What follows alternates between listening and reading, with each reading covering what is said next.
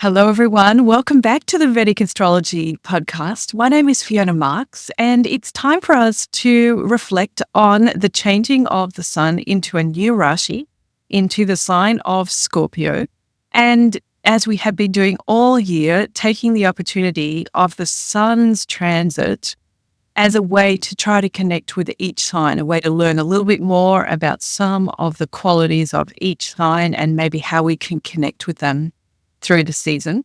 When you think about the water signs, we've already had a chance to connect to Cancer a few podcasts of these ago.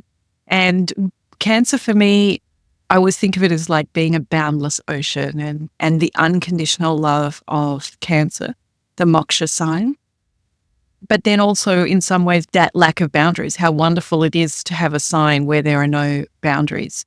And now we have this water sign, which is Scorpio, which is like deep. I think about it as being like deep underground water, like groundwater or aquafil or whatever they call it. But actually the earth that we walk on, that we think of as being solid, has got all of these different layers of permeability that are holding water that plants can access and that are connected. Sometimes they're connected over vast swathes of the planet. Sometimes they're quite localized. But there's all this groundwater that is essential for life, but that you and I, as we're walking along, don't necessarily have a sense of the water that's underneath the earth. And that's what I think of with Scorpio, is like that deep, fixed water. It's the water that's contained within the earth.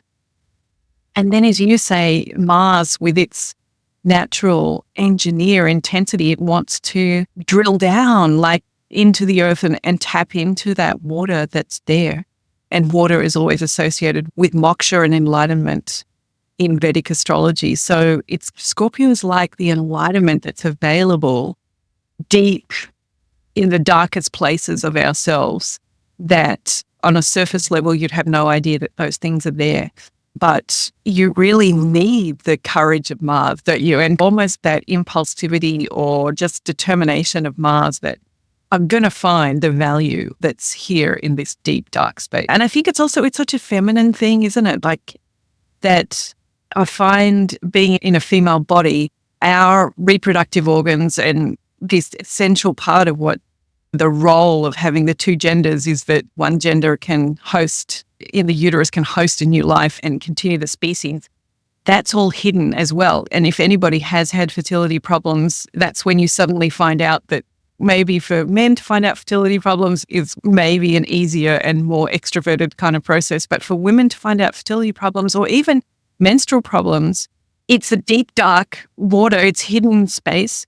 You can't open it up or get out your microscope, or it's profoundly deep inside the self. And Scorpio is a bit like that. And Scorpio in the mandala of the being, that whose body, the body of time or the body of the Lord, that is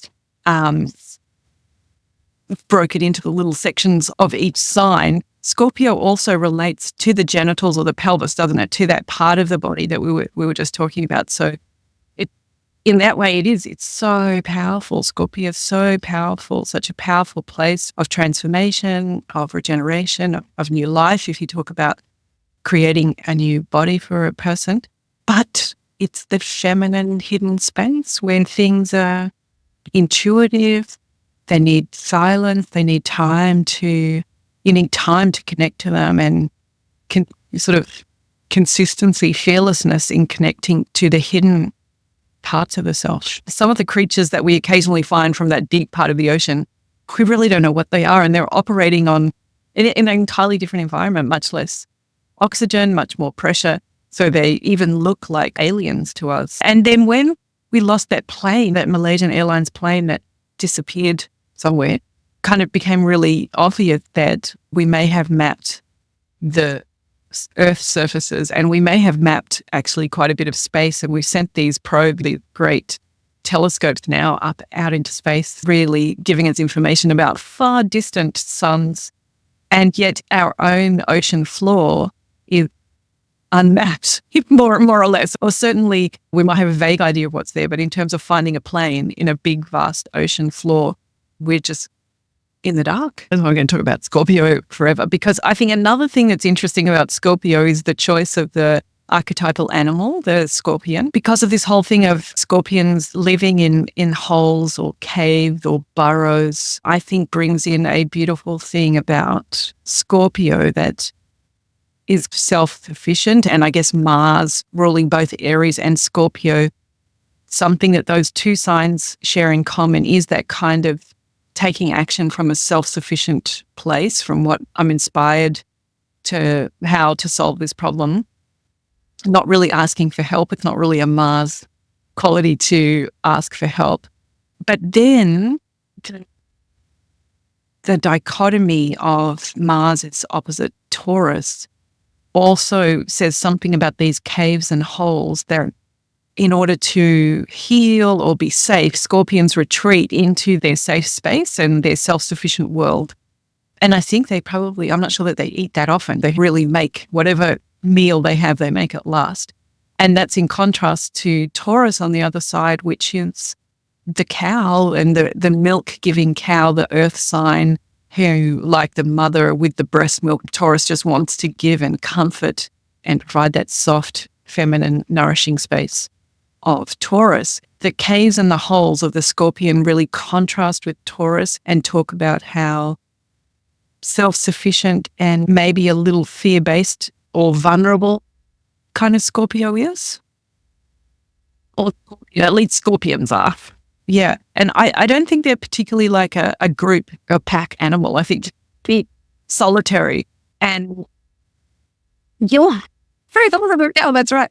And also it says a lot about that inner psychological work that Scorpio holds the space for in humanity's consciousness. Scorpio holds all of that inner psychological work that we do. It is a lonely thing and a courageous thing that one only really you're the only person that can go through your own caves and find your way through that system, which, as you said, can be really scary, the dark water. And yeah, it's not like we can bring our friends through our own dark tunnels.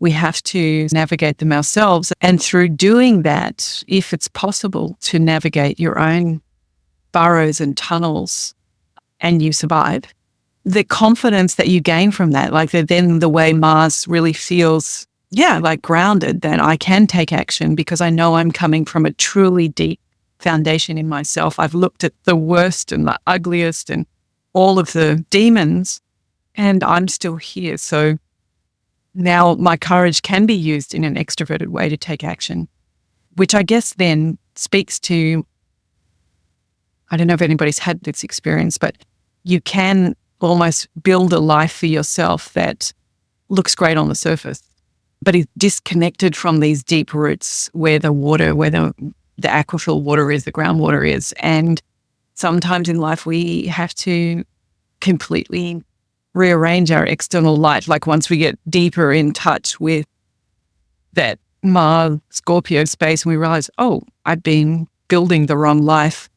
I was talking to a client a couple of weeks ago about quote. I'm not exactly sure where the quote comes from. There's no point climbing the ladder if the ladder is on the wrong wall. And that can happen, that you can build this perfect life and that you're scaling your way up. And then by Scorpio, by going deep inside the self, you realize, wow, actually it doesn't have any meaning for me, which is really interesting because Sagittarius is going to be our next sign. So Scorpio, profoundly deep and interesting. Yeah. When we're on the Asheville Vedic Astrology Apprenticeship, I think it's the first set of essays are about Rashis. And we write an essay. So Gabi and I have both done this about 3 signs, 3 consecutive signs, and really Libra, Scorpio, Sagittarius. It's a very interesting 3 to pick because of what you're talking about, the 7 of transacting and relating and making sure that we have fair, valuable transactions. Like I'm valuable, the other person's valuable. How does Venus help us with those transactions? And then, like you say, the 9th, Sagittarius, where we're going to get meaning, the 9th of tradition and fitting into a body of knowledge. But really the only way to get through that is through Scorpio. We have to be true to ourselves. We have to really plumb the depths of our darkest places so that we know what what we really are committing to in terms of traditions and knowledge and culture. That's got to be authentic. So Gabi and I could talk about Scorpio all day because it's so fascinating. It's going to be a Scorpio love fest.